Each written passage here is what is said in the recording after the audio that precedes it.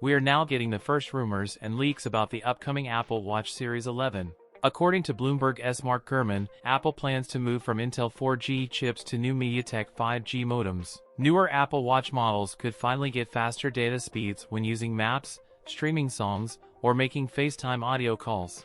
Apple plans to bring satellite connections to its smartwatch in 2025. Apple will be using micro-LED display technology in an Apple Watch released in 2025. While this could describe the OLED-based Apple Watch Ultra, and is ramping up work on a blood pressure feature, seeking to entice hikers and health-conscious consumers into upgrading their devices. The Apple Watch Series 11 will likely launch in September 2025 alongside the iPhone 17. The Apple Watch 11 will cost roughly the same as the Series 10, which starts at $399 for the smaller 42mm non-cellular model and $429 for the larger 46mm non-cellular device. The report reiterates that the Apple Watch SE 3 is still on track to launch this year. That's it for today's video. If you enjoyed it, don't forget to like, comment, and subscribe for more content. Thanks for watching, and I'll see you in the next one.